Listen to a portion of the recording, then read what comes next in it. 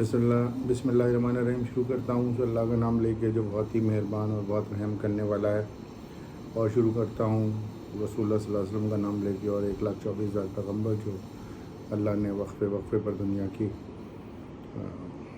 को सही रास्ते पर रखने के लिए भेजे। और शुरू करता हूँ 14 मासूमीन का नाम लेके जिनकी वजह से इस दुनिया पे ये दुनिया कायम है और जिनकी सरपरस्ती में दुनिया चल रही है। तो और मैं ये इस सिलसिले की इस मुहर्रम की आखिरी मजलिस है। ये हर संडे का सिलसिला था। तो मैं बहुत शुक्रगुज़ार हूँ अल्लाह का कि उसने ये अल्लाह रब्बुल इज़्ज़त ने हमें ये मौका दिया, ये अपॉर्चुनिटी दी कि हम आप लोगों के साथ डिस्कशन कर सकें और आप लोगों के साथ रूबरू हो सकें इस ज़रिए। और कुछ ज़िंदगी के अपने कुछ लम्हे, कुछ घंटे इन इबादतों में गुजारे। और इस इबादत को या इस तकरीर को प्रिपेयर करने के लिए भी कुछ वक्त लगता है, तो वो अच्छे काम में ही लगा। तो उसके लिए अल्लाह का और उसके रसूल का और 14 मासूमीन का बहुत बहुत शुक्रिया। और जो कुछ भी जैसा कि हज़रत सैयद सज्जाद का कौल है कि जो ट्रीटी ऑफ राइट्स में उन्हीं ने कहा है कि जब भी तुम कुछ ऐसा काम करो जिसमें तुम्हें फ़ख्र महसूस हो तो अपने फ़ादर को याद करो कि तुम्हारे फ़ादर की ही तबलीग है या उनका कैरेक्टर था या उनकी अच्छाइयाँ थी, उनके जीन थे, जिन वजह से तुमने ये मकाम हासिल किया। तो मैं शुक्रगुज़ार हूँ अल्लाह का कि मुझे ऐसे घर में पैदा किया। और इस वक्त पे हम आपसे एक रिक्वेस्ट करेंगे, आप एक सूरह फातिहा मलका ज़फ़र बिनते ज़फ़र अली बेग के नाम से ज़रूर पढ़ें, क्योंकि इस मजलिस में और मुझे इस मकाम पर पहुंचाने के लिए कि मैं आपसे इस तरह की गुफ्तगू करूं, उनका बहुत बड़ा कंट्रीब्यूशन है। तो मेरी आपसे रिक्वेस्ट है कि आप एक सूरह फातिहा मलका ज़फ़र बिनते ज़फ़र अली बेग के नाम से पढ़ें, उसके बाद आगे मजलिस शुरू करते हैं। बिस्मिल्लाहिर्रहमानिर्रहीम।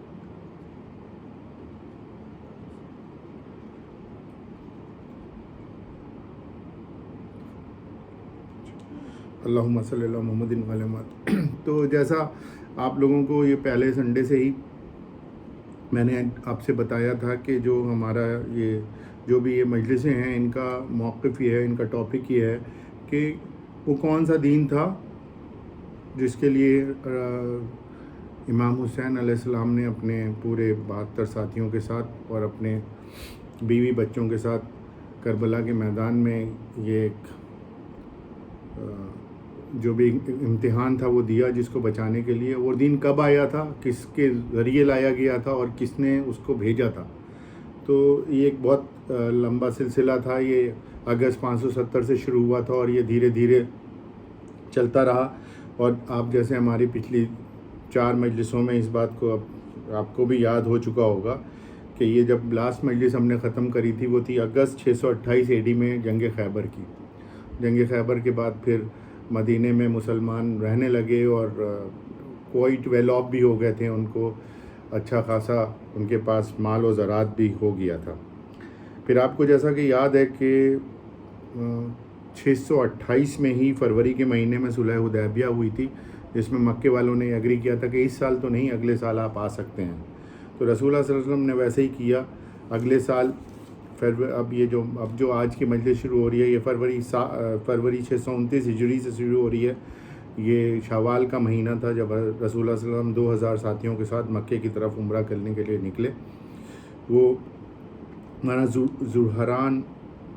ज़ुहरान की एक जगह है, वहाँ पर उन्हीं ने कहा अपने साथियों से कि अपने अपने हथियार अब उतार दो और अपनी बस तलवारों के साथ ये मक्के में दाखिल होते हैं उम्रा करने के लिए। 7 साल के बाद मक्के के अंदर ان کو واپس آنے کا موقع ملا تھا. ایک عجیب سی یادیں مکے سے جڑی ہوئی تھیں.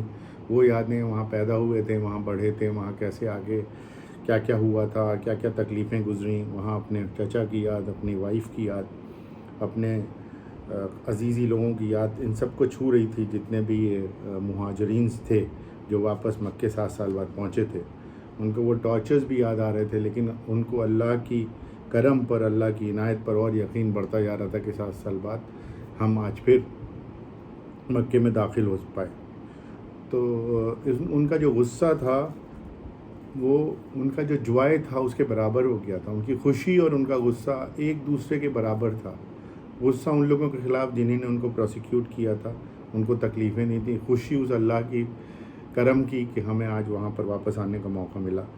اور ایک عجیب طرح کا ماحول تھا اس وقت مکے میں. لوگ اسٹینڈ بائی گلیوں میں کھڑے ہوئے, اپنے چھتوں کے اوپر کھڑے ہوئے ان مسلمانوں کو آتا ہوا دیکھ رہے تھے.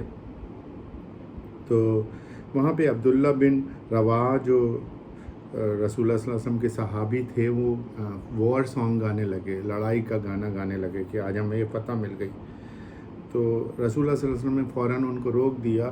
اور یہ ساری چیزیں جب ہم آپ کو رسول اللہ صلی اللہ علیہ وسلم کی بات بتائیں تو آپ اس کو وہیں تک محدود مت رکھیے. یہ کریکٹر جو ہے, یہ رسول اللہ صلی اللہ علیہ وسلم کا کریکٹر وہی کریکٹر ہے جو حضرت علی کا کریکٹر ہے. یہ کریکٹر وہی ہے جو حضرت امام حسن کا ہے, امام حسین کا, اور سارے اماموں کا ہے. تو ایک جیسے ہم کبھی کسی بازار میں جاتے ہیں یا ہم کبھی کچھ بھی جگہ کوئی چیز دیکھتے ہیں, ایک پروڈکٹ دیکھتے ہیں. سارے پروڈکٹ ہمیں 100 چیزیں خریدنے, بل وی لک انٹو ون پروڈکٹ اور ہم ڈیسائیڈ کریں گے ہاں یہ پروڈکٹ ایسا ہے. تو ویسے ہی ہم جو آپ سے باتیں کر رہے ہیں, جو ہم آپ کو اس مجلس کے دوران بتا رہے ہیں, میرا مقصد رسول اللہ صلی اللہ علیہ وسلم کے ذریعے آپ کو یہ سمجھانا ہے کہ باقی بھی محمد کیسے ہیں. رسول اللہ صلی اللہ علیہ وسلم ان کو ترنت فوراً منع کرتے ہیں. عبداللہ بن رافع کو کہتے ہیں نہیں, یہ اس وقت یہاں یہ کہو کہ نہیں ہے کوئی عبادت کے لائق سوائے حق سبحان اللہ سبحانہ تعالیٰ کے.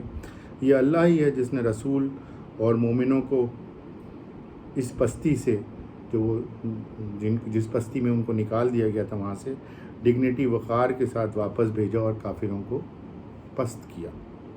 تو یہ کہتے ہوئے یہ لوگ پہنچے اور پھر کعبے کے طواف کرے. اس کے بعد رسول اللہ صلی اللہ علیہ وسلم نے وہاں پر نماز ادا کری, اور 3 دن معاہدہ تھا کہ 3 دن ہی رہیں گے مکے میں. رسول اللہ صلی اللہ علیہ وسلم 3 دن مکے میں رہتے ہیں اور وہاں سے پھر چل دیتے ہیں. تو وہاں پہ ایک واقعہ اور ہوتا ہے کہ ان کے جو حضرت رسول اللہ صلی اللہ علیہ وسلم کے جو چچا تھے, ان کی ایک ان کی سسٹر ان لا تھیں, وہ بیوہ ہو گئی تھیں. تو رسول اللہ صلی اللہ علیہ وسلم ان سے شادی کر لیتے ہیں وہاں پہ فیبروری 629 میں. ان کا نام حضرت میمونہ تھا.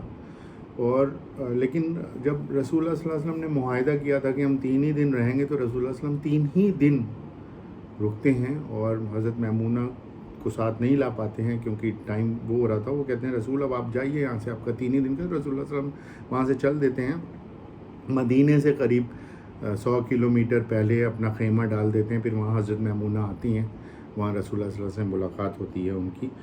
تو یہ حضرت میمونہ کی عمر اس وقت 36 ایئرس کے لگ بھگ یا 34 ایئرس کے لگ بھگ تھی, اور یہ 82 سال کی عمر تک زندہ رہیں.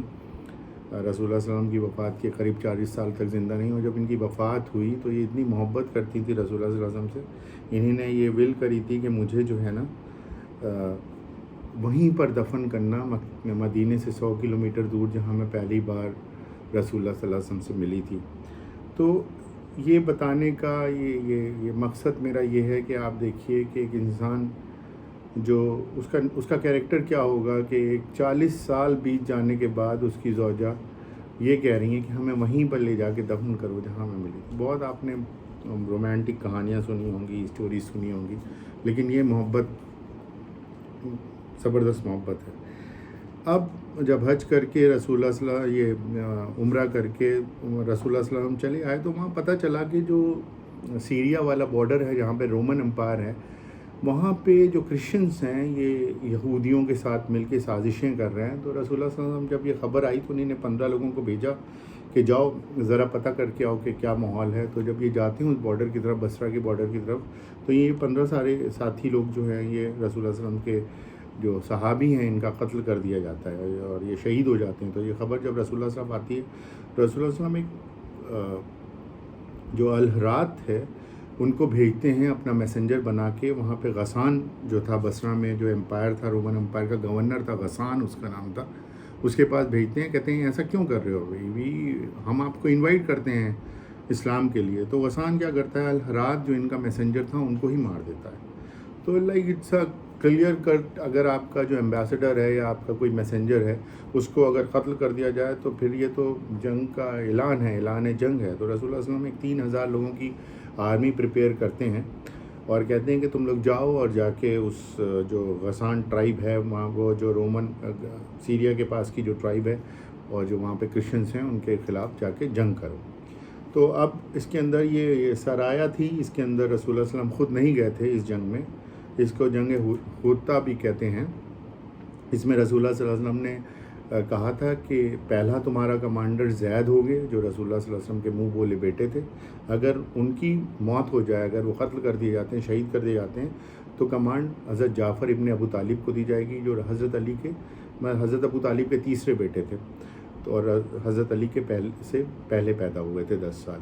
حضرت جعفر کو ملے گی. اور اس کے بعد اگر ان کو بھی شہید کر دیا جاتا ہے تو حضرت عبداللہ بن رواحہ کو مسلم اپنا کمانڈر چنیں گے. اگر حضرت عبداللہ بن رواحہ بھی قتل کر دیے جائیں, شہید کر دیے جائیں, تب مسلمانوں کو رائٹ ہے کہ وہ اپنے آپ سے اپنا کوئی جو بھی کمانڈر ہو اس کو چن لیں. خیر, اب یہ یہاں سے جب یہ آرمی بن گئی تو رسول اللہ صلی اللہ علیہ وسلم دیکھیے صرف اور صرف دین اور رسول محمد صلی اللہ علیہ وآلہ وسلم, اور محمد اولنا محمد, اوسطنا محمد و آخرنا محمد. جب اس ساری جو بھی ہم یہاں پر آپ کے سامنے پریزنٹ کر رہے ہیں, اس کے اندر آپ کو صرف یہ دھیان رکھنا ہے, اس میں قتل, شہادت اور رسول اللہ صلی اللہ علیہ وسلم کا کریکٹر, اور الگ الگ جگہوں پہ رسول اللہ صلی اللہ علیہ وسلم کس طرح سے ٹریٹمنٹ دے رہے ہیں اپنے ساتھیوں کو, اور اپنے دشمن سے کیسے بات کر رہے ہیں, اپنے دوستوں سے کیسے بات کر رہے ہیں, اپنے ہونے والے دوستوں سے کیسے بات کر رہے ہیں, اپنے ہونے والے دشمنوں سے کیسے بات کر رہے ہیں. آپ صرف یہ دیکھیے, یہی دین ہے, یہی اسلام ہے. اور ہم اگر ہم جو ہیں ان سب باتوں میں پڑھیں گے کہ یہ ایسا ہے وہ ایسا ہے, ہم یہ پروف کرنے لگیں کہ ہم یہ پروف کا اگر ہم کرنے لگیں کہ حضرت علی if we try to prove to someone else who doesn't have that much faith on حضرت علی, تو وہ کیا ہوگا, یہ تو ویسٹیج آف ٹائم ہے. اس کا ایمان اس کے ساتھ ہے, ہمارا ایمان ہمارے ساتھ ہے. تو یہ 3,000 کا لشکر جب روانہ کرنے کے لیے رسول اللہ صلی اللہ علیہ وسلم خود مدینے کی سرحد تک آتے ہیں اور وہاں وہ کہتے ہیں, تو جب یہ رسول اللہ صلی اللہ علیہ وسلم کہہ رہے تھے کہ پہلے کمانڈر حضرت زید ہوں گے, پھر حضرت جعفر ہوں گے اور پھر حضرت عبداللہ ہوں گے, تو ایک وہاں جیو کھڑا تھا. تو وہ جیو کہتا ہے کہ اے رسول, اگر تم سچے رسول ہو تو یہ تینوں مر جائیں گے, کیونکہ اگر یہ تینوں مر نہ ہو رہے ہوتے تو تم ان کو کمانڈر بتانا رہے ہوتے کون کون ہوگا. خیر, رسول اللہ صلی اللہ علیہ وسلم نے اس کی بات کو انسنا کر دیا. اور اب جب اپنی فوج کو روانہ کر رہے ہیں تو میں آپ سے ریکویسٹ کروں گا کہ آپ ذرا دھیان سے سنیں کہ رسول اللہ صلی اللہ علیہ وسلم اپنی اس فوج سے کیا رہے ہیں. وہ کہہ رہے ہیں میں آپ کو ہدایت کرتا ہوں کہ خدا سے ڈریں. یہ فوج کو کہا جا رہا ہے, یہ نہیں کہا جا رہا اپنے کمانڈر سے ڈریں یا سامنے والے دشمن سے ڈریں یا رسول اللہ صلی اللہ علیہ وسلم ڈریں. وہ فوج سے کہنے میں ہدایت کرتا ہوں کہ آپ خدا سے ڈریں اور ان مسلمانوں کے ساتھ انصاف کریں جو آپ کے ساتھ جا رہے ہیں. اللہ کے نام پر جنگ پر جائیں اور سیریا میں دشمن سے لڑیں جو آپ کا بھی دشمن ہے اور اللہ کا بھی دشمن ہے. جب آپ سیریا پہنچیں گے تو آپ ان لوگوں سے ملیں گے. دیکھیے یہاں پہ کہتے ہیں نا کہ اسلام اجاڑ دیتا ہے, اسلام لوگوں کو تباہ کر دیتا ہے, اسلام نے مسجدیں مندر اجاڑ دیے, اسلام نے عبادت گاہیں اجاڑ دیں, اسلام لوگوں کی بت پرستی ختم کرنے کے لیے وہاں پہ ان کے مندروں کو لوٹ لیا. یہاں پہ کیا کہہ رہے ہیں اللہ, آپ ان لوگوں سے بھی, آپ جب شام پہنچیں گے تو وہاں ان لوگوں سے بھی ملیں گے جو خدا کی عبادت اپنی عبادت گاہ میں کرتے ہیں.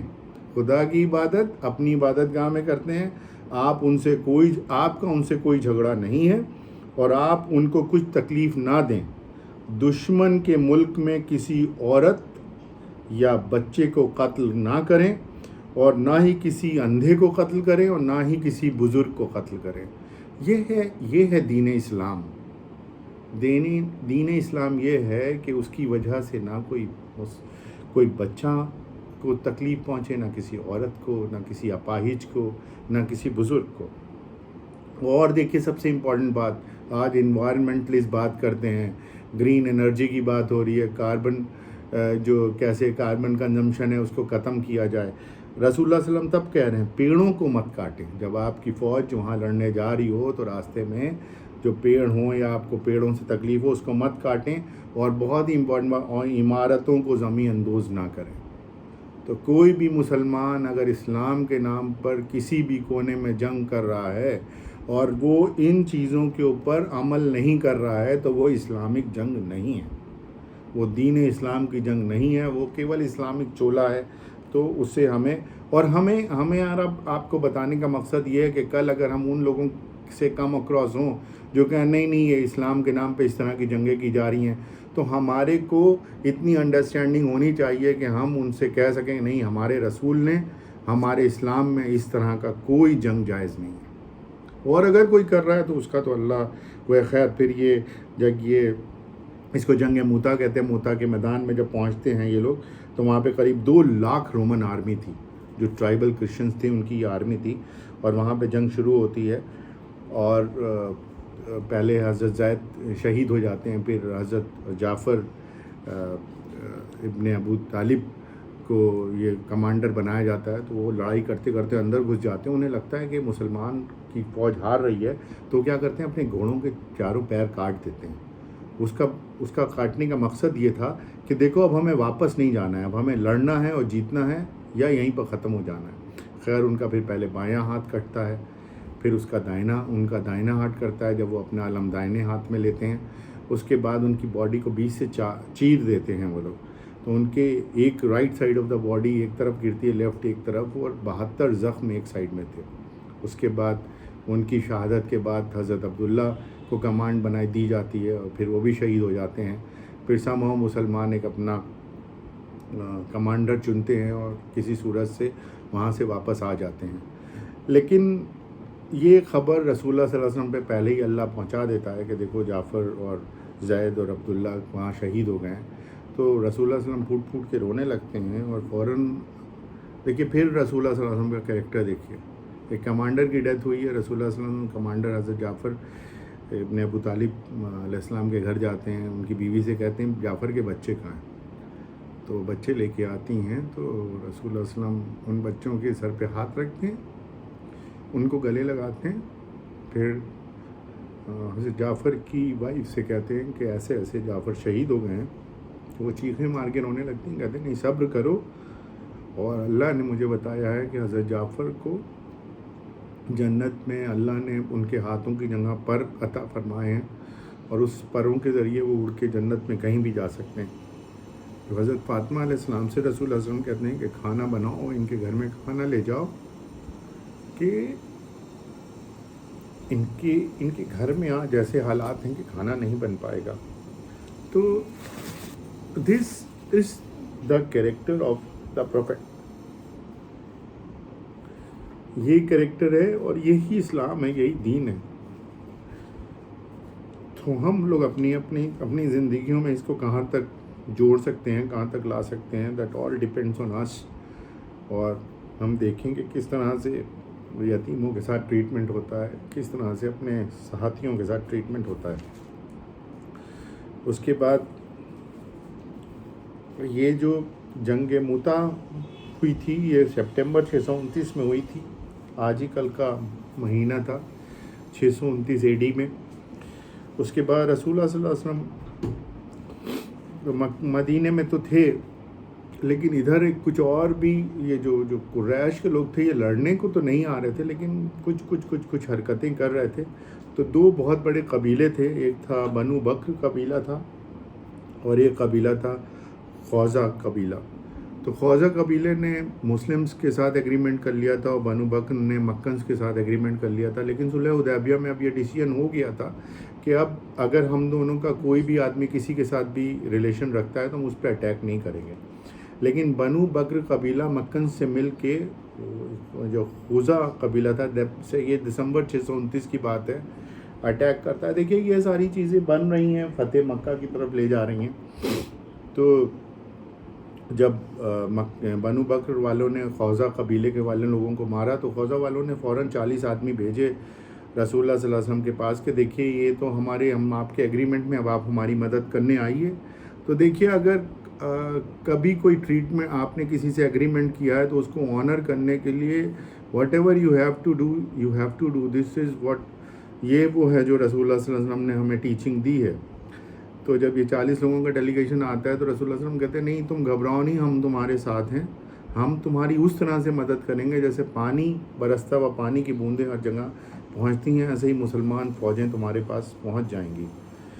تو اب جب یہ پتہ چلا کہ پروفیٹ محمد جو ہیں حملہ کریں گے اپنے لوگوں کے ساتھ آ کے اپنے خوزہ قبیلے کا بدلہ لینے کے لیے، تو مکنس نے پھر فوراً جو ان کے اس وقت لیڈر تھے ابو سفیان کو بھیجا، کہا تم جاؤ. تو ابو سفیان آتے ہیں رسول اللہ صلی اللہ علیہ وسلم پاس اور کہتے ہیں کہ اے رسول، ہمارا جب صلح حدیبیہ ہوئی تھی تو میں تو لیڈر تھا، کمانڈر تھا میں، لیکن میں اس دن نہیں تھا. تو جن لوگوں نے کری تھی وہ ٹریٹی نہیں ٹھیک تھی، تو ہم آپ سے پھر سے صلح کرنا چاہتے ہیں. رسول اللہ صلی اللہ علیہ وسلم کہتے ہیں نہیں، اب جو ہو گیا وہ ہو گیا، and we are going to be with Jose, اور ہم ان کا بدلہ لیں گے. تو اب ابو سفیان کو بھی سمجھ میں نہیں آتا ہے، یہ پھر واپس بھاگ جاتا ہے اپنے مکے میں کہ دیکھو اب تو یہ ہو رہا ہے. اب رسول اللہ صلی اللہ علیہ وسلم ایک آرمی تیار کرتے ہیں 10,000 لوگوں کی، اور کہتے ہیں کہ چلو ہمیں بدلہ لینا ہے خوزہ کے ایک ٹرائب کے اگینسٹ جو کچھ مکنس نے اور بنو بکر والوں قبیلے والوں نے کیا ہے. تو اب یہ 25 دسمبر کو یہ قافلہ چلتا ہے اور یہ پہنچ جاتے ہیں آ کے مکے سے تھوڑی سی دور، ہارڈلی مطلب 1 گھنٹے 2 گھنٹے کے سفر پہ وہاں پہ رک جاتے ہیں. اور رسول اللہ صلی اللہ علیہ وسلم کہتے ہیں کہ ایک کام کرنا، تم سارے جتنے خیمے لگے ہیں ان سارے خیموں پہ ایک سلوات بھیجیے.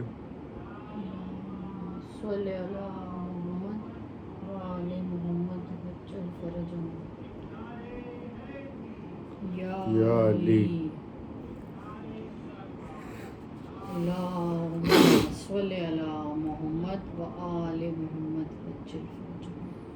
تو اب پھر ابو سفیان رات کو جب آتا ہے وہ دیکھتا ہے تو وہ وہاں پہ گھبرا جاتا ہے. جب اتنی آگ جلتے ہوئے ہر خیموں کے برابر سامنے دیکھتا ہے، وہ سمجھتا ہے کہ اوپر سے فرشتے آ گئے رسول اللہ صلی اللہ علیہ وسلم کی مدد کرنے کے لیے.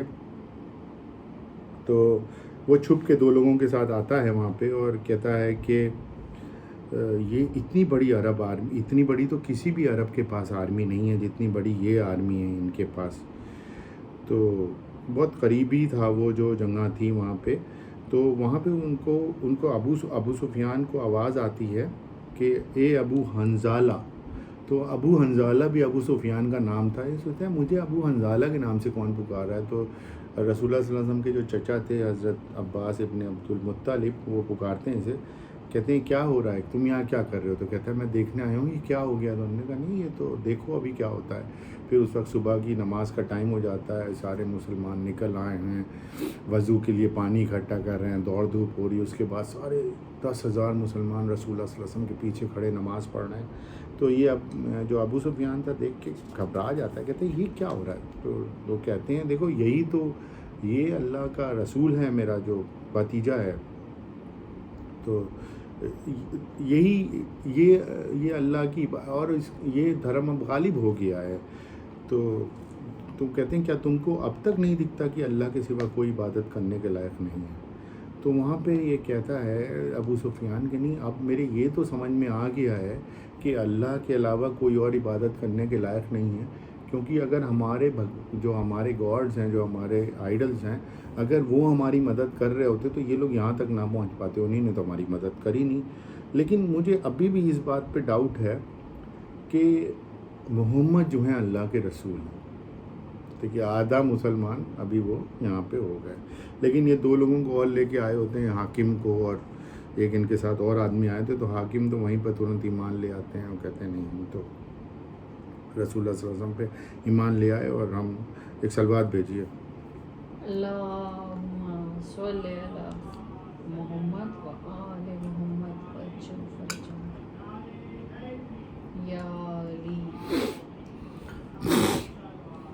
اللہم صلی علی محمد و آل محمد. تو جو ابو سفیان کے ساتھ حاکم آئے تھے وہ کہتے ہیں کہ ہمیں تو یقین ہو گیا کہ آپ اللہ کے رسول ہیں اور آپ اللہ ہی عبادت کے لائق ہے، لیکن اب یہ بتائیے جب آپ لوگ اتنی بڑی آرمی لے کے آ رہے ہیں تو ہمارے پاس تو کچھ ہے نہیں، تو ہمارے گھر والوں کا کیا ہوگا؟ یہ تو آپ کے بھی رشتہ دار ہیں. تو رسول اللہ صلی اللہ علیہ وسلم کہتے ہیں اگر وہ لوگ ہتھیار نہیں اٹھائیں گے تو ہمیں کوئی پرابلم نہیں ہے، ہم چھوڑ دیں گے سب کو. تو اب دیکھیے پھر یہاں پہ ابو سفیان کا کریکٹر آپ دیکھیے. ابو سفیان کہتے ہیں یہ تو ٹھیک ہے، جو حضرت عباس تھے ان سے کہتا ہے کہ اپنے بھتیجے سے یہ پوچھو کہ میں تو مکے کا کمانڈر ہوں، تو میرے لیے بھی کچھ اسپیشل وہ اگر کر دیں تو اچھا رہے گا.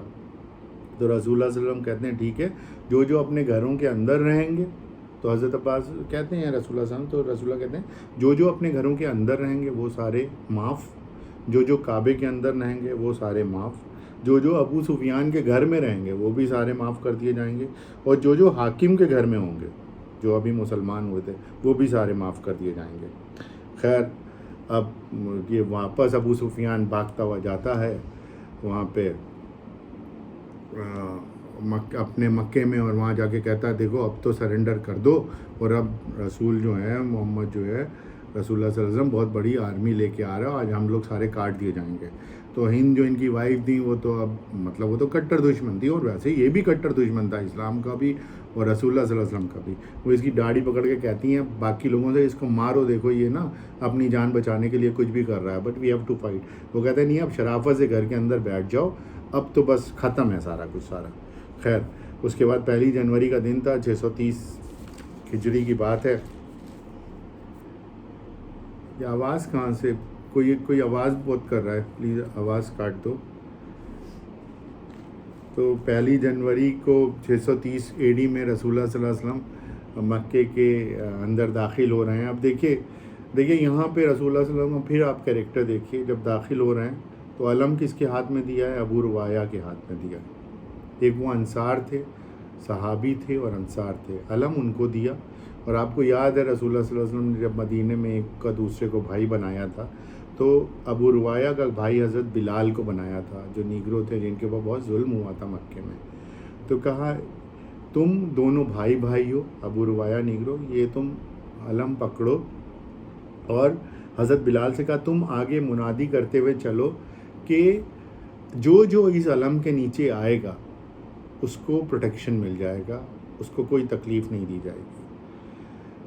یہاں پہ رسول اللہ صلی اللہ علیہ وسلم کا آپ کریکٹر دیکھیے کہ ایک غلام جس کو بہت بری طرح سے پروسیکیوٹ کیا ہے، تکلیفیں دی گئی ہیں، مکے والوں نے پیروں میں رسی باندھ کے پتھروں کے اوپر کھینچا ہے.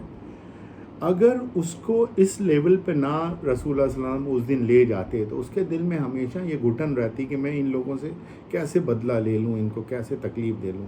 آج رسول اللہ صلی اللہ علیہ وسلم نے ان کو اتنا رائٹ دے دیا کہ وہ جس کو چاہیں جو ان کے جھنڈے کے نیچے آ جائے وہ پروٹیکٹڈ ہوگا. تو یہ اس طریقے سے اب مسلمانوں کا قافلہ اندر گھس رہا ہے.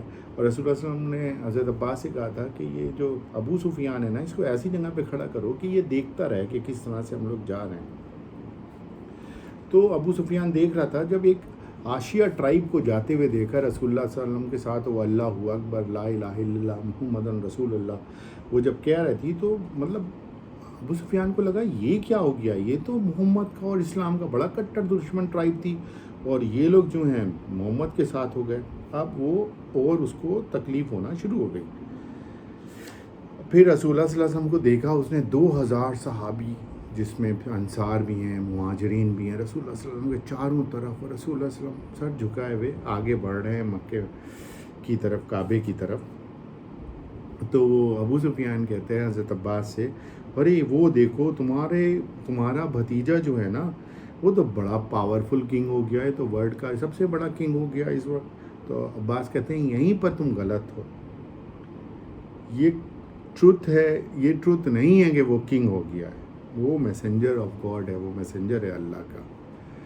پھر خیر یہ سارا کا سارا چل رہا تھا تو کہ جو انصار کمیونٹی کے 7 بن उबैदा थे, उन्हीं ने जब देखा कि ये वो तो अबू सुफियान से बहुत जलन थी, वो उन्हें मालूम था कि बहुत सारी प्रॉब्लम हुई है, इसने प्रॉब्लम दी है। When he saw Abu Sufiyan standing there, तो साद बिन उबैदा बोलते हैं आज कुरैश वालों को अल्लाह ने ह्यूमिलिएट कर दिया और आज हम इन पे गालिब हो गए और आज तो हम इनको ना मतलब मज़ा चखाएंगे और माफ़ करने वाला और रहम करने वाला अल्लाह है सबसे बड़ा। अब अबू सुफियान ने जब ये सुना तो फिर उसके दिमाग में चाल आई, वो रसूलुल्लाह सल्लल्लाहु अलैहि वसल्लम भाग के गया। वो कहता है रसूलुल्लाह सल्लल्लाहु अलैहि वसल्लम आप तो कह रहे थे कि माफ़ी, और आपके ये साथी लोग देखिए क्या कर रहे हैं, ये तो अंसार हैं, ये मदीने से आए और ये मक्के वालों को ख़त्म करना चाहते हैं आपकी आड़ में। तो रसूलुल्लाह सल्लल्लाहु अलैहि वसल्लम ने फिर हिकमत अमली बदली अपनी, फिर देखिए डिसीजन क्या होता है।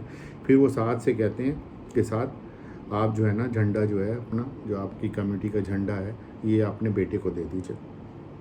इसमें करने का ये तरीक़ा ये था कि साद के ख़िलाफ़ जो नफ़रत थी मक्के वालों की कम हो गई और साद की भी बेइज्जती नहीं हुई क्योंकि वो झंडा उनके बेटे को मिल गया। दिस इज़ ये एक बहुत ही पतली सी लकीर है जो सिरातल मुस्तकीम है, उस पर रसूलुल्लाह सल्लल्लाहु अलैहि वसल्लम चल रहे हैं। अब मक्के वाले भाग भाग के सरेंडर करने लगे, आने लगे और कहते हैं नहीं।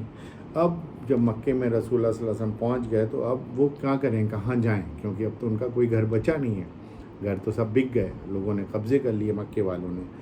तो एक जगह थी, उस जगह का नाम था हानी बनी किन्नान एक जगह थी, मैदान थी। ये मैदान वही मैदान था जहाँ कुरैश, ये मक्के के कुरैश वालों ने हज़रत अबू तालिब से कहा था, हज़रत अबू तालिब तुम अपने भतीजे को मेरे हवाले कर दो, अदरवाइज़ मैं तुम्हारा हम लोग बाइकआउट करते हैं। तो रसूलुल्लाह सल्लल्लाहु अलैहि वसल्लम वहीं जाके खड़े होते हैं और फिर वो कहते हैं कि देखो यहाँ पे रसूलुल्लाह सल्लल्लाहु अलैहि वसल्लम की एक छोटी सी स्पीच है। वो कहते हैं तुम मुझको यहीं पर मांगते थे, मैं आज मैं यहाँ हूँ, इसी मैदान में तुमने मुझे मांगा था ना, मैं आज यहाँ हूँ, लेकिन उस तरह से नहीं जैसे तुम चाहते थे।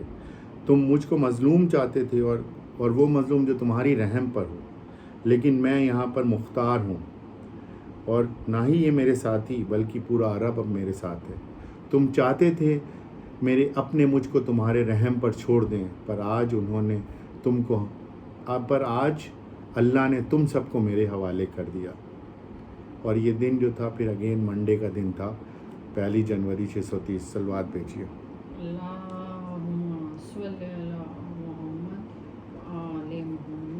उसके बाद रसूल या अली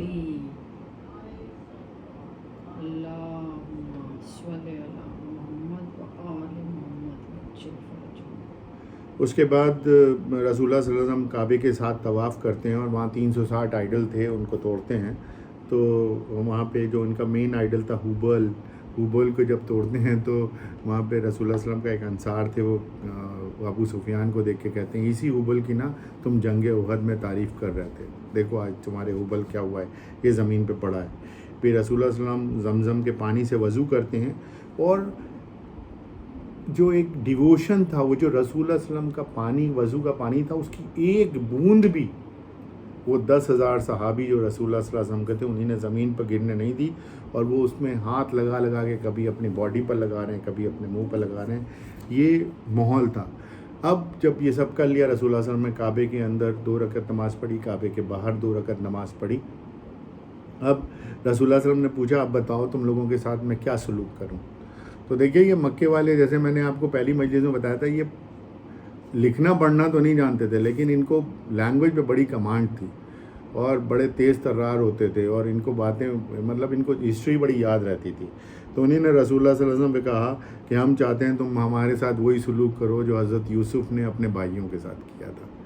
तो रसूलुल्लाह सल्लल्लाहु अलैहि वसल्लम समझ गए और रसूलुल्लाह सल्लल्लाहु अलैहि वसल्लम को ये पहले ही बताया जा चुका था, तो तुम मक्के वालों के साथ वैसे ही सलूक करोगे जो हज़रत यूसुफ़ ने अपने भाइयों के साथ किया था। अब क्या हुआ कि अंसार को ये डर लगने लगा जो रसूलुल्लाह सल्लल्लाहु अलैहि वसल्लम का मदीने से आए थे कि कहीं ऐसा ना हो कि ये हमारा जो है रसूलुल्लाह सल्लल्लाहु अलैहि वसल्लम यहीं रुक जाएं। अब तो इनके रिश्तेदार भी मिल गए, भाई भी मिल गए, सब मिल गए। तो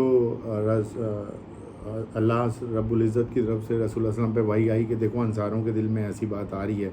तो फ़ौरन रसूलुल्लाह सल्लल्लाहु अलैहि वसल्लम उन अंसारों से कहते हैं तुम वो हो जिन्होंने मुझे उस वक्त मदद करी थी जब मैं कुछ नहीं था, میں تم کو کبھی چھوڑ ہی نہیں سکتا، اور میں جو رسول ہوں وہ مکے کا رسول نہیں ہوں، میں پوری دنیا کا لیے رسول ہوں، تو اس لیے میں تمہارے ساتھ ہی رہوں گا اور وہیں جیوں گا، وہیں مروں گا۔ ایک سلوات بھیجیے۔ اللہم صلی علی محمد و آل محمد وعجل فرجہم۔ تو یہ ساری چیزیں جنوری 630 میں یہ ہو رہا ہے، اور ایک نیا ڈان، نیا اجالا سویرا آ رہا ہے، اور مکے کے اوپر اسلام غالب ہو گیا۔ لیکن یہ جو فتح مکہ تھی یہ اتنی سڈن تھی، کیونکہ جو دو قابلوں کے بیچ ہوا، اور 25 دسمبر کو رسول اللہ صلی اللہ علیہ وسلم مدینہ سے چلتے ہیں اور 1 تاریخ کو مکہ فتح ہو جاتا ہے۔ تو جو مکے کے آس پاس 2 ٹرائب تھیں، حوازیان اور ثقیف، وہ کٹر دشمن تھے رسول اللہ صلی اللہ علیہ وسلم کے۔ وہ کہتے ہیں یہ کیسے ہوا، یہ مکے والے نے تو سرنڈر کر دیا، ہم تو نہیں مانیں گے۔ تو جو حوازیان اور ثقیف تھے یہ بڑے فائٹر تھے، ان کے آرچرز بہت اچھے تھے۔ تو یہ کیا کرتے ہیں، یہ فروری کے مہینے کی بات ہے، یہ بنو سعد ایک اور قبیلہ تھا جہاں پہ رسول اللہ صلی اللہ علیہ وسلم کی دائی رہتی تھیں، جہاں انہیں نے دودھ پیا تھا رسول اللہ صلی اللہ علیہ وسلم، جنہیں نے ان کو 6 سال تک اپنے پاس رکھا تھا۔ تو وہ سارے لوگ 3 لوگ مل جاتے ہیں، تینوں قبیلے مل جاتے ہیں، کہتے ہیں نہیں ہم تو مسلمانوں سے بدلہ لینے جائیں گے۔ اور وہ کیا کرتے ہیں، وہ اتنی زیادہ نفرت رکھتے تھے، وہ کہتے ہیں ہمیں مسلمانوں سے بدلہ لینا ہے تو ایسا کرو ہم اپنے بچوں کو بھی لے چلتے ہیں، وائفس کو بھی لے سکتے ہیں، اپنا سارا ذخیرہ، کیملز، بکری، بھیڑیں اور سونا چاندی سب لے کے چلتے ہیں، کیونکہ بس اس کمٹمنٹ کے ساتھ جائیں گے کہ آج ہمیں اسلام کو ختم کر دینا ہے۔ تو خیر یہ بات رسول اللہ صلی اللہ علیہ وسلم کے پاس پتہ چلتی ہے کہ اب یہ تو مطلب دوسری ٹرائبل اب تیار ہو گئے، اب تو 10,000 تو مسلمان تھے وہاں پہ جو مدینے سے آئے تھے فتح مکہ کے سمے، 2,000 جو نئے مسلمان مکے میں بنے تھے وہ بھی شامل ہو جاتے ہیں، کہتے ہیں ہم 12 جا رہے ہیں، ہم بھی لڑنے چلنے ہیں آپ کے ساتھ۔ لیکن یہ تھے تو منافقین، ابھی ان کا ایمان تو پکا تھا نہیں۔ تو اب رسول اللہ صلی اللہ علیہ وسلم کو وہاں پہ ہتھیاروں کی ضرورت ہوتی ہے، تو ایک وہ صافوان تھے جو آم کے سب سے بڑے ڈیلر تھے، جن کے بڑے بڑے کارخانے تھے ہتھیار بنانے کے۔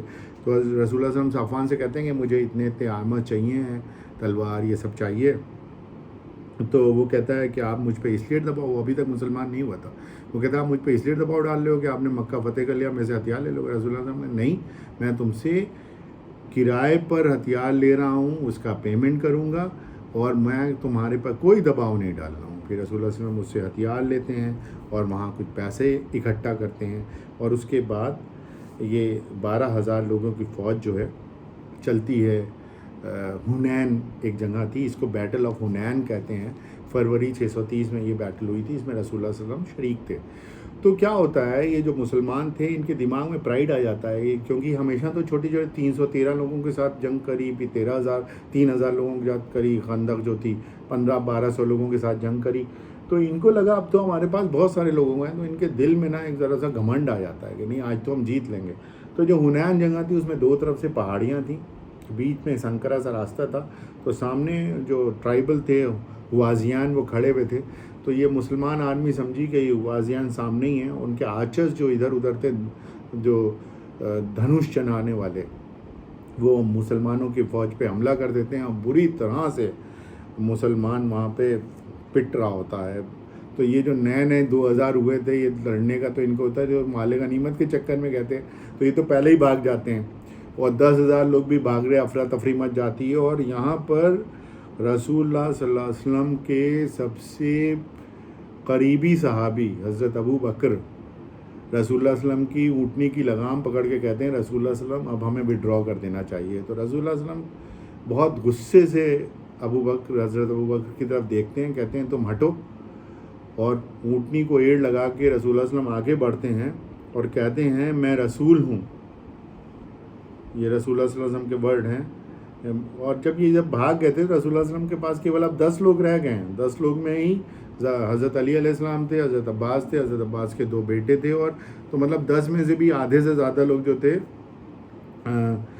جو ہاشمی بنو ہاشم کے تھے۔ رسول اللہ صلی اللہ علیہ وسلم کہتے ہیں میں رسول ہوں، میں دکھاوا کرنے والا نہیں، میں کوئی پریٹینڈر نہیں ہوں، اور میں عبد المطلب کا بیٹا ہوں۔ تو دیکھیے رسول اللہ صلی اللہ علیہ وسلم ایک ایسی ایڈورسٹی میں پھنس چکے ہیں، 12,000 کی فوج لے کے گئے ہیں، 10 لوگ ان کے ساتھ ہیں، سامنے سے تیر چل رہے ہیں، ہتھیار چل رہے ہیں، they are determined to kill۔ لیکن رسول اللہ صلی اللہ علیہ وسلم کا دیکھیے کیا کہہ رہے ہیں، میں رسول ہوں۔ میں رسول ہوں کا مطلب کیا ہے رسول ہوں تبلیغ کرنے والا. پھر کیا کہہ رہے ہیں, میں دکھاوا کرنے والا نہیں ہوں. ایسا نہیں تھا کہ میں یہاں ایسے ہی آیا تھا کہ میں بھاگ جاؤں. پھر میں کہہ رہا ہوں عبد المطلب کا بیٹا ہوں. اگر میں اس میں کامیاب ہوتا ہوں تو تم یہ نہ سمجھ لینا میں کوئی ڈیوائن ہوں, تم یہ نہ سمجھ لینا میں کوئی جادوگر ہوں یا میں نے کسی سے جادو کر کے میں ایسے جیت گیا. کیونکہ فیتھ اور سپرسٹیشن میں بہت ہی ہلکا سا فرق ہے. بس فیتھ فل ہونا ضروری ہے, سپرسٹیشیس ہونا ضروری نہیں ہے. اور میں عبد المطلب کا بیٹا ہوں, اس کا میں انسان ہوں. اس کے بعد پھر اپنے چچا حضرت عباس سے کہتے ہیں کہ آپ اونچائی پر چڑھ کے ذرا ان لوگوں کو پکاریے مسلمانوں کو اور کہیے کیا تم وہ صلح حدیبیہ وہ جو ہماری اوتھ آف ٹری تھی جب تم لوگ نے حدیبیہ سے پہلے قسم کھائی تھی میرے ہاتھ پہ کہ تم ہمارے کو چھوڑ کے کبھی نہیں بھاگو گے, ان کو یاد دلائیے. تو کہتے ہیں میری آواز اتنی دور تک نہیں جائے گی, کہتے ہیں آپ بولیے آواز اپنے آپ چلی جائے گی. تو اللہ رب العزت وہ آواز کو لے گیا, مسلمانوں میں بھی نیا اللہم صلی اللہ محمد و آل محمد, مسلمانوں میں پھر ایک نیا جوش آ گیا اور پھر مسلمان پھر سے آگے آئے. پھر رسول اللہ صلی اللہ علیہ وسلم نے وہ ایک وہاں پر ہاتھ میں اپنے مٹی بھری اور اٹھا کے وہ حنین کی فوج کی وہ جو حوازیان تھی ان کی فوج کی طرف پھینکا. ان کی آنکھوں میں ایسی سی دھول بھر گئی کہ وہ سارے لوگ بھاگ گئے اور سرنڈر کر گئے. وہاں پہ 6000 ان کو اسیر ہوتے ہیں, ان کو قریب 26,000 اونٹ ملے اور 40,000 بھیڑ بکریاں ملیں اور بہت سارا سونا چاندی سامان ملا. اس کے بعد رسول اللہ صلی اللہ علیہ وسلم نے وہ جو وہاں پر ان کو سامان ملا تھا وہ وہیں پر ڈسٹریبیوٹ کیا. اور اس بار ان کا ڈسٹریبیوشن کا طریقہ یہ تھا کہ انہی نے وہ جو کچھ سامان تھا وہ مکے والوں کو ڈسٹریبیوٹ کیا اور جو مکے کی ویسینٹی میں لوگ رہتے تھے ان کو ڈسٹریبیوٹ کیا.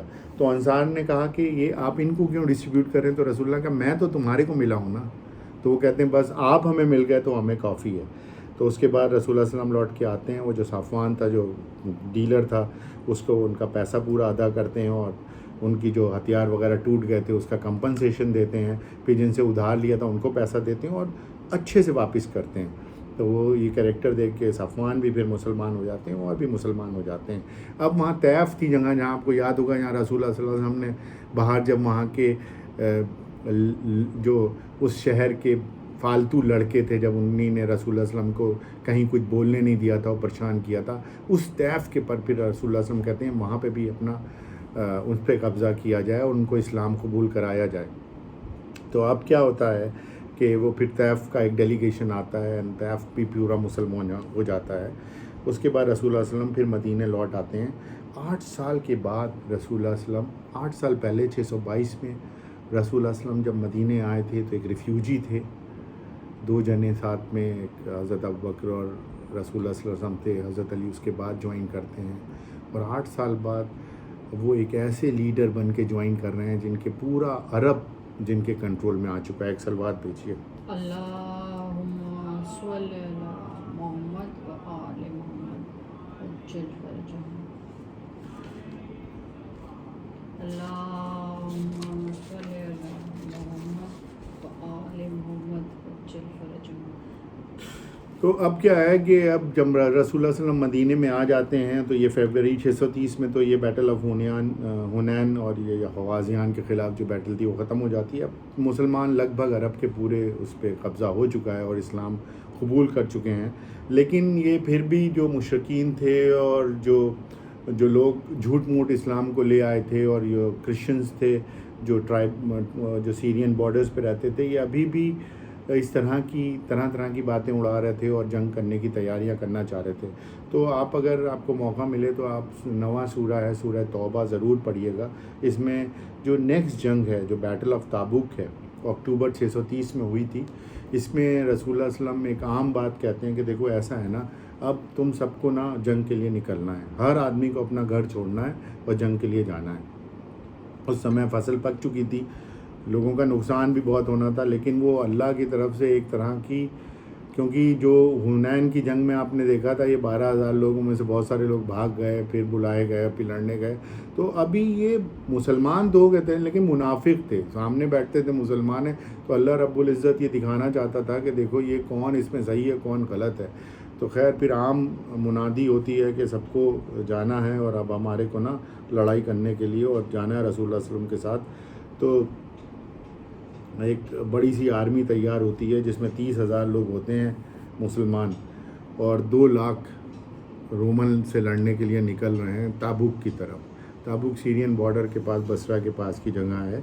تو یہاں پہ حضرت علی کو رسول اللہ صلی اللہ علیہ وسلم جب جا رہے ہیں تو کہتے نہیں علی تم نہیں جاؤ گے، تو حضرت علی کہتے نہیں ابھی ساری جنگوں میں تو میں ہی گیا ہوں، ایون جو حنین کی جنگ تھی اس میں 70 لوگ مارے گئے تھے، اس میں سے 35 سے 40 لوگ حضرت علی نے قتل کرے تھے۔ تو وہ کہتے ہیں کہ نہیں علی تمہیں یہاں رہنا ضروری ہے، تم میری طرح میرے اسی طرح سے ہو جیسے ہارون تھے حضرت موسیٰ کے لیے۔ تو جب حضرت موسیٰ کو اللہ کے پاس 40 دن کے لیے کوہ طور پہ جانا پڑا تھا تو حضرت ہارون کو چھوڑ کے گئے تھے کہ دیکھ بھال کرو، تو حضرت علی رک جاتے ہیں۔ اب رسول اللہ صلی اللہ علیہ وسلم جاتے ہیں تو جب یہ 30,000 کی آرمی وہاں پہنچتی ہے تو رومن امپائر کے دل میں کیا ہوتا ہے، وہ قیصر روم خود لڑنے آیا تھا لیکن وہ بھاگ جاتا ہے۔ پھر رسول اللہ صلی اللہ علیہ وسلم 20 دن وہاں رہتے ہیں اور آس پاس کے لوگوں سے معاہدے کرتے ہیں اور لوگ مسلمان ہوتے ہیں۔ اب جب لوٹ رہے ہیں رسول اللہ صلی اللہ علیہ وسلم تو دیکھیے جو ان میں منافقین ہیں ان کو یہ من میں ہے کہ آج تو علی نہیں ہے، دا مین سیویئر اور مین آمر آف رسول اللہ صلی اللہ علیہ وسلم، تو آج ان کو کسی صورت سے آج قتل کر دیا جائے۔ تو خیر اللہ کو تو یہ منظور نہیں تھا، تو رسول اللہ صلی اللہ علیہ وسلم ایک کلف پر سے جب اتر رہے تھے تو انہوں نے سوچا رسول اللہ صلی اللہ علیہ وسلم کو دھکا دے دیں، تو قریب 14 منافقین تھے۔ رسول اللہ صلی اللہ علیہ وسلم نے پھر ان کے نام بتائے اور پھر رسول اللہ صلی اللہ علیہ وسلم صحیح سلامت لوٹ آئے یہاں پہ۔ لیکن اس بھی جو منافقین تھے ان لوگ نے ایک مسجد بھی بنا لی تھی مدینے میں، انہیں معلوم تھا 2 لاکھ کی فوج سے تو ہو نہیں پائے گا، ہم لوگ تو راستے میں ان کو مار ہی دیں گے۔ جب رسول اللہ صلی اللہ علیہ وسلم واپس لوٹتے ہیں تو اس مسجد میں آگ بھی لگا دیتے ہیں۔ خیر اس کے بعد یہ 630 اکتوبر کی بات ہے، پھر 19 مارچ 631 کو رسول اللہ صلی اللہ علیہ وسلم اپنی آخری حج میں جاتے ہیں، لاسٹ پلگرمیج۔ تو یہ 19 مارچ 631 10 تاریخ کو رسول اللہ صلی اللہ علیہ وسلم خطبہ دیتے ہیں جو فیئرویل خطبہ ہے رسول اللہ صلی اللہ علیہ وسلم کا۔ پھر 27 مارچ کو 631 میں ہی عید غدیر ہے جہاں رسول اللہ صلی اللہ علیہ وسلم حضرت علی کا ہاتھ پکڑ کے اوپر کر کے کہتے ہیں من کنت مولا واضح علی مولا۔ وہ جانتے تھے، اب وہ منافقین کو بھی دیکھ سکتے تھے اور وہ مسلمانوں کو جو حج میں موجود تھے ان کو یہ بتا دینا چاہتے تھے کہ دیکھو یہ میرا جانشین ہے، یہ وہی ہے جو میں ہوں، میں جن کا انہیں نے یہ بھی کہا کہ تمہارے دلوں پر میرا اختیار ہے یا نہیں ہے، میں تمہارے بچوں سے بھی کے اوپر بھی اختیار ہے یا نہیں ہے۔ خیر اس کے بعد پھر حضرت علی کا ہاتھ اوپر کرتے ہیں اور اب تو اس کے بعد سب جانتے ہی ہیں، تو آپ لوگوں نے مجلسوں میں بہت سنا ہوگا۔ پھر 27 مارچ 631 کو غدیر ہو جاتا ہے، پھر رسول اللہ صلی اللہ علیہ وسلم واپس آ جاتے ہیں اور مدینے میں رہنے لگتے ہیں۔ تو اب یہاں تک جتنا بھی ہم نے ابھی تک مجلسوں میں ان پچھلی 4 مجلس آج کی مجلس جو رسول اللہ صلی اللہ علیہ وسلم کے بارے میں سنا ہے اس کو اگر ہم کلمینیٹ کریں تو وہ کیا تھا، وہ ہمیشہ پیور لینگویج بولتے تھے، کوئی سلینگس ان کی لینگویج میں نہیں ہوتا تھا۔ وہ ٹرسٹی بھی تھے اور ٹرو بھی تھے۔ ٹرسٹی اور ٹرو بہت سارے ہوتے ہیں لیکن وہ تھے جنہیں چنا گیا تھا، جن کو سب مانتے تھے۔ جیسے ایک بیٹل ہوتی ہے، ایک وار ہوتی ہے، آپ کو اس طرح کا اگزامپل دیں، اس میں بہت سارے لوگ لڑنے جاتے ہیں لیکن گلینٹری جو میڈل ہوتا ہے وہ تو ایک ہی کو کسی کو ملتا ہے، تو وہ اس طرح کا ٹرسٹی، اس طرح کے آئیڈینٹیفائڈ تھے۔ یہ ان کی کچھ پرسنل کریکٹرسٹکس بھی کیا ہیں، یہ برش جو تھے مینی ٹائمز کرتے تھے، کھانا کھانے سے پہلے، کھانا کھانے کے بعد، اپنے ہاتھ ضرور دھوتے تھے کھانا کھانے سے پہلے، کھانا کھانے کے بعد۔ جسٹ ہم آپ کو یہ اس لیے بتا رہے ہیں کہ ہم آپ میں سے کچھ لوگ اگر رسول اللہ صلی اللہ علیہ وسلم کی کچھ باتوں کو ہی اپنی زندگی میں جوڑ لیں تو ایک اچھا انسان بننے کا موقع ملے گا۔ اس کے بعد یہ کہتے تھے جو اسٹریٹس ہیں ان کو صاف رکھو، ایون جو ڈینیاں اور یا پتھر پڑے ہوتے تو خود سے اٹھا کے پھینک دیتے تھے۔ کہتے تھے جو پبلک کے راستے ہیں اس کو گھیرو مت ان کے اوپر، کیونکہ اگر پبلک کے راستوں کو گھیرو، ان کو پبلک کو انٹرفیئرنس ہوگا تو یہ اللہ کے سامنے تمہارا گناہ ہے۔ پھر یہ کہتے تھے کہ اور رسول اللہ صلی اللہ علیہ وسلم اگر کبھی کوئی کھانا اچھا نہیں بھی بنا ہوتا تھا، کبھی منہ بنا کے یہ نہیں کہتے تھے کہ کھانا خراب بنا ہے، کبھی انہیں نے اپنا پورا کھانا سلوات بھیجیے اللہم صلی علی محمد و آل محمد وجل فرج۔ پھر انہیں نے کبھی بھی تینوں ٹائم کا پیٹ بھر کے کھانا نہیں کھایا اور کبھی بھی کہتے تھے کہ تم اس طرح سے حفیظ چوراہوں پہ کھڑے ہو کے اچھے اچھے کھانے مت کھاؤ، کیونکہ اس طرح سے اگر کرو گے نا تو جو غریب ہیں، جو ان کے پاس وہ کھانا نہیں ہے، ان کا دل دکھے گا. تو دس از واٹ دا نبی از، دس is what the then is, this is what the اسلام از. وہ کہتے تھے کہ سمپل ڈریس پہنو، ریشم مت پہنو، آدمی پر ریشم حرام ہے. تو ایک بار ان کے پاس کچھ ریشم آیا تو انہیں نے اپنے ایک صحابی کو ریشم بھیجا. تو صحابی نے کہا رسول اللہ صلی اللہ علیہ وسلم آپ تو منع کرتے ہیں میں ریشم پہننا نہیں چاہیے، تو آپ نے مجھے کیوں بھیجا؟ انہوں نے کہا ہر گفٹ آپ کے لیے نہیں ہوتا ہے، جو میں نے آپ کو گفٹ بھیجا اپنی بیوی کو دے دیجیے، اپنی بیٹی کو دے دیجیے. تو پھر کیا ہے، وہ کبھی گدوں کے اوپر نہیں سوتے تھے، زمین پہ سوتے تھے، اونٹ کی کھال بچھا کے اسی پہ سو جاتے تھے. اور جس دن ان کی وفات ہوئی اس دن ان کے گھر میں صرف پانی تھا اور کچھ کھجوریں تھیں. اور ان کی زندگی کا ہر کونا جو تھا اللہ کی محبت اور اللہ کے ڈیووشن میں ہی سے ہی گون ہوتا تھا. ان کی ہر ایکٹ وہ تھا کہ وہ جس سے اللہ خوش ہو جائے، اللہ راضی ہو جائے. وہ دن میں اور رات کو زیادہ تر وقت اپنا نماز میں ہی بتاتے تھے. تو جو آپ نے رسول اللہ صلی اللہ علیہ وسلم کے بارے میں اگر کوئی بھی معاذ اللہ کوئی بھی بات کہے تو آپ اس پہ کبھی خدا کے واسطے یقین نہ کریے. اگر انہی نے شادیاں بھی کریں، وہ شادیاں کچھ لوگوں کو سکھانے کے لیے ہی تھیں، نہ کہ کوئی اور پرپس تھا اس کا. وہ آدھی رات کو نماز پڑھتے تھے، ان کے پیر سوج جاتے تھے کھڑے کھڑے نماز پڑھنے میں. تو لوگوں نے ان سے کہا، ان کے صحابیوں نے کہا اے رسول آپ یہ بتائیے اتنا زیادہ آپ تکلیفیں کیوں اٹھاتے ہیں؟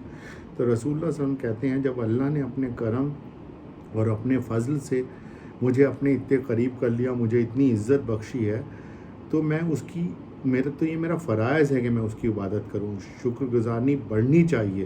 جیسے جیسے آپ پہ اللہ کرم پڑھے، آپ کا شکر گزاری اس اللہ کے پرتی اور بڑھنی چاہیے. اور جو بھی نعمتیں آپ کو موصول ہو رہی ہیں اس میں آپ کا کمٹمنٹ اللہ کی طرف اور بڑھ جانا چاہیے. اور انہیں نے کہا تھا اللہم صلی اللہ علیہ، اور انہیں نے کہا جو خیرات ہے وہ اہل بیت کے اوپر حرام ہے، کیونکہ وہ نہیں چاہتے تھے کہ لوگ ان کے رشتہ داروں کو، ان کے گھر کے لوگوں کو پیسہ دیں، چیریٹی کریں، اور باقی جو ڈیزرونگ لوگوں ان کو چیریٹی نہ ملے. وہ کہتے تھے جو سلیوز ہیں ان کو بہت ہی کائنڈلی ٹریٹ کرو، ان کے ساتھ ایسا کوئی بھی بیہیویئر نہ کرو جس سے ان کا دل دکھے. اور جو وومن کی ڈگنیٹی کے لیے انہیں نے بہت سارا کچھ کیا. وہ چاہتے تھے کہ وومن کو ایکول ٹریٹمنٹ ملنا چاہیے. وہ پہلا اسلام، وہ پہلا دھرم ہے جس کے اندر وومن کو انہیریٹنس میں رائٹ ملا، اپنے فادر سے، اپنے بیٹے سے، اپنے پتی سے، اپنے بھائی سے. ان کی ہر جائیداد میں عورت کا رائٹ ہے. اور عورت جو ہے اپنی پراپرٹی کی ایبسلیوٹ اونر ہے. اس کا ہسبینڈ اس لیے نہیں اس کی پراپرٹی کا اونر ہو سکتا ہے کہ وہ اس کا ہسبینڈ ہے. رسول اللہ صلی اللہ علیہ وسلم عورتوں کی اتنی زیادہ فکر کرتے تھے. ایک بار نماز پڑھا رہے تھے تو ایک بچے کے رونے کی آواز آئی، تو انہیں نے نماز جلدی کنکلوڈ کر دی. تو لوگوں نے کہا اتنی جلدی کیوں کنکلوڈ کر دی؟ تو کہتے ہیں کہ بچے کے رونے کی آواز تھی، مجھے لگا کسی کی ماں جلدی سے نماز پڑھ کے جائے تو اپنے بچے کا خیال رکھ پائے گی. اور کہتے تھے کہ جب عورتیں ساتھ میں ہوتی تھیں تو اونٹ پہ ان گھوڑوں کو کہتے تھے ذرا ہولے سے چلانا، ایسے چلانا جیسے شیشے کا سامان رکھا ہے، ان عورتوں کو تکلیف نہ آئے. اور رسول اللہ علیہ وسلم کہتے تھے اپنی جس کو اللہ نے بیٹیاں دی ہیں وہ اگر اپنی بیٹیوں کو اچھے سے پڑھاتا ہے اور اس کی اچھے سے تعلیم دیتا ہے تو اس کے بعد دوزخ حرام ہو جاتی ہے. This was. اور وہ کہتے تھے کہ جب وہ کوشش یہ کرتے تھے کہ اگر جنگ سے لوٹیں تو یا باہر سے جب بھی لوٹیں تو دن میں ہی آئیں گھر میں، کیونکہ اگر رات کو پہنچ رہے ہوتے تھے مدینے کے پاس تو باہر ہی خیمے ڈال دیتے تھے. کہتے تھے رات کو مت گھر جاؤ کیونکہ ابھی تمہاری وائف کو معلوم ہے کہ تم نہیں تھے. تو وہ مطلب she must not have been very prepared. تو مطلب الفت میں کمی نہیں ہونی چاہیے.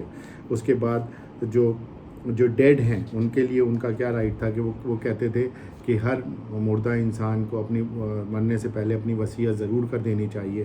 اور اس کے بچوں کو، اس کے انہیریٹنس کو چاہیے کہ اس کا جو بھی قرضہ ہے وہ ادا ضرور کر دے. بہت سارے لوگوں کا قرضہ رسول اللہ صلی اللہ علیہ وسلم خود ادا کر دیتے تھے اور کہتے تھے جب تک اس کا قرضہ ادا نہ ہو جائے اس کو اس کی نماز جنازہ نہیں میں پڑھاؤں گا. نیبر کے لیے آپ کو جیسے بتایا کہ آپ کے نیبر وہی اس طرح سے ہونا چاہیے جیسے وہ آپ کا بھائی ہے، آپ کا عزیز ہے۔ ریلیٹیو کے لیے ایک بار ایک آدمی آیا، بولا یہ بتائیے ہمیں باقی لوگوں کی ہم کس کی عزت کریں؟ تو رسول اللہ صلی اللہ علیہ وسلم کہہ رہے ہیں اپنی ماں کی عزت کرو۔ وہ کہتا ہے اچھا ماں کے بعد کس کی عزت کریں؟ تو رسول اللہ صلی اللہ علیہ وسلم کہتے ہیں اپنی ماں کی عزت کرو۔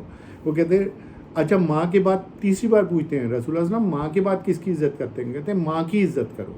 تو کہتے ہیں اچھا اب اور بتائیے کس کی عزت کریں؟ تو پھر اپنے فادر کی عزت کرو، پھر اپنے ریلیٹیو کی عزت کرو۔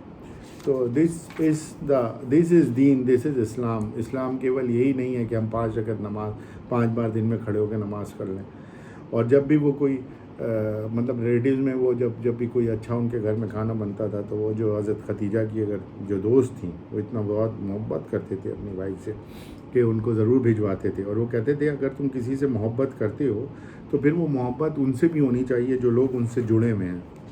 تو وہ کہتے تھے کہ ورچوئس لوگوں کی، جو اچھے لوگ ہیں، کیول انہی کے ساتھ دوستی کرو، جو گندے لوگوں ہیں اس کے ساتھ دوستی نہ کرو۔ اور جو اچھے لوگوں کے ساتھ دوستی اس طرح سے ہوتی ہے جیسے تم خوشبو لے کے اپنے ساتھ آ رہے ہو، اگر وہ بیچ دو پھر بھی تمہیں خوشبو دیتی ہے، اور تم اپنے پاس رکھو تب بھی خوشبو دیتی ہے۔ تو غلط لوگوں کے ساتھ ٹائم مت بتانا چاہیے، یہ اللہ، یہ رسول اللہ صلی اللہ علیہ وسلم کا دین ہے۔ اور پھر ایک بار حضرت صفیہ جو رسول اللہ صلی اللہ علیہ وسلم کی وائف تھیں، وہ شام کو جا رہی تھیں تو رسول اللہ صلی اللہ علیہ وسلم ان کو ان کے گھر پہ چھوڑنے جا رہے تھے، تو اندھیرا ہو گیا تھا، تو ادھر سے رسول اللہ صلی اللہ علیہ وسلم کے 2 صحابی جا رہے تھے۔ رسول اللہ صلی اللہ علیہ وسلم کہتے ہیں یہ دیکھو یہ صفیہ میری وائف ہے۔ تو وہ کہتے ہیں مجھے یہ رسول اللہ صلی اللہ علیہ وسلم مجھے معلوم ہے یہ آپ کی وائف ہے، آپ ایسا کیوں کر رہے ہیں؟ کہتے ہیں میں یہ کر رہا ہوں کہ یہ رات کا ٹائم ہے، تمہیں یہ نہ لگے رسول کسی اور عورت کے ساتھ جا رہا ہے۔ اس کا مطلب کیا ہے؟ آپ دوسروں کا ایمان بھی بچانا چاہتے ہو اپنی حرکتوں سے، یہ نہیں ہو کہ دوسرا آپ پر شک کرنے لگے، اپنے دماغ میں کچھ سوچتا رہے۔ پھر انہوں نے یہ کہا تھا کہ کوئی بھی اگر مر جائے نا تو اس کے بارے میں کبھی غلط بات نہ کرنا، اس کی اچھائیاں اگر جو تمہیں یاد ہو وہی بتاؤ، اس کی برائیاں بتا کے تمہیں کچھ بھی نہیں ملنے والا۔ تو ہمیں اپنی زندگیوں کے اندر اس بات کو لانا چاہیے۔ پھر over looking the faults of others, تو آپ دوسروں کی اگر غلطیوں کے اوپر پردہ ڈالتے ہو تو اللہ آپ کو ڈے آف ججمنٹ کے دن نوازے گا، اللہ آپ کو اس کا اجر دے گا۔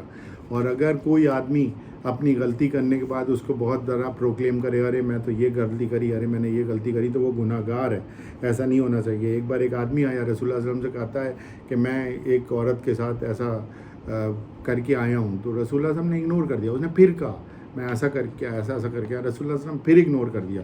اس نے کہا میں ایسا کر کے آیا ہوں رسول اللہ صلی اللہ علیہ وسلم سے، تو رسول اللہ نے چلو اب اس عورت کو بھی لے کے آؤ۔ اس عورت کو بلایا گیا، اس سے پوچھا کہ ایسا ہوا ہے؟ بولے ہاں ایسا ہوا ہے۔ تو رسول اللہ کہتے ہیں اب تو تمہیں یو ول بی کلڈ، تو اس کو تم ختم کر دو۔ تو کہتے ہیں میں تو آپ سے بتانے آیا، تو کہتے ہیں اب تم نے اگر غلط کیا تھا تمہارے اللہ کے بیچ تھا، اس کو اتنا پروپیگنڈا کر رہے ہو، تو پھر تو تمہارے ساتھ تو ایسا کچھ ایسا ہونا ہی ہے۔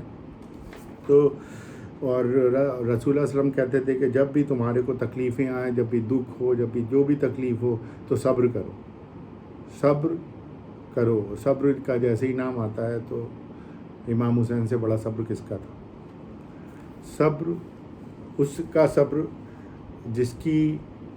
جس کو معلوم ہے کہ آج شام تک ابھی سب کچھ ختم ہو جائے گا۔ صبر جس کو معلوم ہے کہ میرا بیٹا جو ابھی صبح کی اذان دے رہا ہے یا کچھ ہی دیر کے بعد اس دنیا میں نہیں رہے گا، اور اس کے سینے سے ہمیں برچھی کھینچنی پڑے گی۔ صبر اس کا جو اپنے بھائی کی وصیت کو پورا کرتے ہوئے اپنے بھتیجے کا عقد اپنی بیٹی سے پڑھ رہا ہے، اور اس کو معلوم ہے کہ تھوڑی دیر میں یہ میری بیٹی جو ہے یہ ویڈو ہو جائے گی، یہ بیوہ ہو جائے گی، اور یہ میرا بھتیجا اس کا سہرا تو نہیں میں دے پایا، اس کی لاش خون میں ڈوبی ہوگی، اس کی لاش کو پوری طرح سے پامال کر دیا جائے گا۔ صبر وہ صبر کہ جس کے 2 بھانجے اون و محمد جن کو وہ گلے سے لگائے رہتا تھا، اور ابھی تھوڑی دیر میں ان دونوں بھانجوں کی موت، ان کی لاشوں کو اٹھا کے خود اپنے گھر کے اندر لانا پڑے گا۔ صبر ویسا صبر کہ ابھی آصف وہ نوحہ بھی پڑھیں گے، صبر ایسا صبر کہ ایک بھائی جو آپ کی اسٹرینتھ ہوتا ہے، بھائی جو آپ کا سب کچھ ہوتا ہے، وہ جنگ کے میدان میں دونوں بازو کٹائے ہوئے، سر پہ گرز کھائے ہوئے پڑا ہوگا، اور جوان بھائی کو اپنی گود میں مرتا ہوا دیکھیں گے۔ صبر ویسا صبر، ایک پرانے دوست اپنے پرانے عزیز کی لاش کو لے کر خود اپنے خیمے تک لے کے آئیں گے۔ صبر ویسا صبر کہ ایک 6 مہینے کے بچے کو پانی پلانے کے لیے لے جائیں گے اور پانی کے بدلے میں تیر ملے گا، اس کے خون کو اپنے منہ پر لگا لیں گے کہ زمین پہ ڈال دیں گے یا آسمان کی طرف اگر کریں گے۔ تو ان دونوں نے کہا تھا نہیں، میرے سے اب صبر نہیں۔ وہ صبر وہ صبر کہ جب شمر خنجر سے گلا کاٹ رہا ہے تو اللہ کے سجدے میں رسول کا یہ نواسا، یہ رسول، یہ پروفٹ سجدہ کر رہا ہے اور کہہ رہا ہے اے اللہ تم ہم سے راضی ہے یا نہیں ہے۔